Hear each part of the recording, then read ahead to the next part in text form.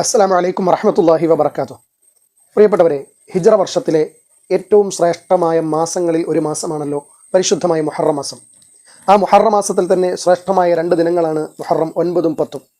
ഈ മുഹറം 9നും 10നും നോമ്പെടുക്കണമെന്ന് നമുക്കറിയാം. അതിൻ്റെ പ്രതിഫലത്തെക്കുറിച്ചും നാം ബോധവാന്മാരാണ്.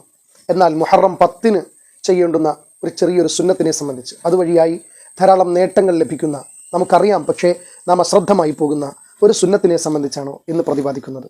മുഹറം 10ൻ്റെ അന്ന് നമ്മുടെ കുടുംബത്തിന്, അതായത് നമ്മുടെ ഭാര്യ, നമ്മുടെ മക്കൾ, നമ്മളുടെ ചെലവിൽ കഴിയുന്നവർക്കൊക്കെ സാധാരണ ദിവസങ്ങളേക്കാൾ മെച്ചമായ നിലയിൽ ഭക്ഷണവും മറ്റുമൊക്കെ നൽകിയാൽ വളരെ പ്രതിഫലമുണ്ട് എന്നും അതുപോലെ തന്നെ വർഷം മുഴുവനും അവന് ഭക്ഷണത്തിൽ വിശാലത ലഭിക്കുമെന്നും നബി സല്ലല്ലാഹു അലൈഹി വസല്ലമ തങ്ങൾ പറയുകയുണ്ടായി.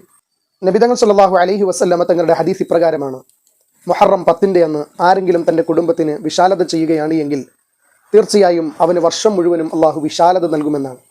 നമ്മളെപ്പോഴും നല്ല ഭക്ഷണവും വസ്ത്രവും ഒക്കെയാണ് നമ്മുടെ കുടുംബത്തിന് കൊടുക്കുന്നത് എങ്കിലും സാധാരണയിൽ നിന്നും വിഭിന്നമായി കുറച്ചുകൂടെ ശ്രദ്ധയോടുകൂടെ നാം അത് ചെയ്യുകയാണ് എങ്കിൽ വർഷം മുഴുവനും നമുക്ക് നൽകപ്പെട്ട എല്ലാ ഉപജീവനങ്ങളിലും അള്ളാഹു വിശാലത നൽകുമെന്നാണ്. ഇത് വെറുതെ പറഞ്ഞതല്ല.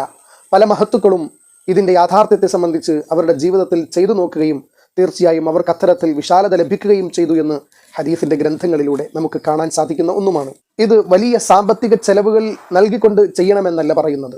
ഏതായാലും നാം നമ്മുടെ കുടുംബത്തിന് ഭക്ഷണവും വസ്ത്രവും മറ്റുമൊക്കെ നാം നൽകണമല്ലോ.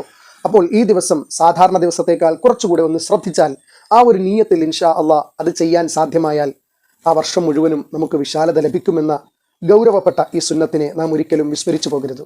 ഇൻഷാ അള്ളാഹ് മുഹറം 10 നാളെയാണ്.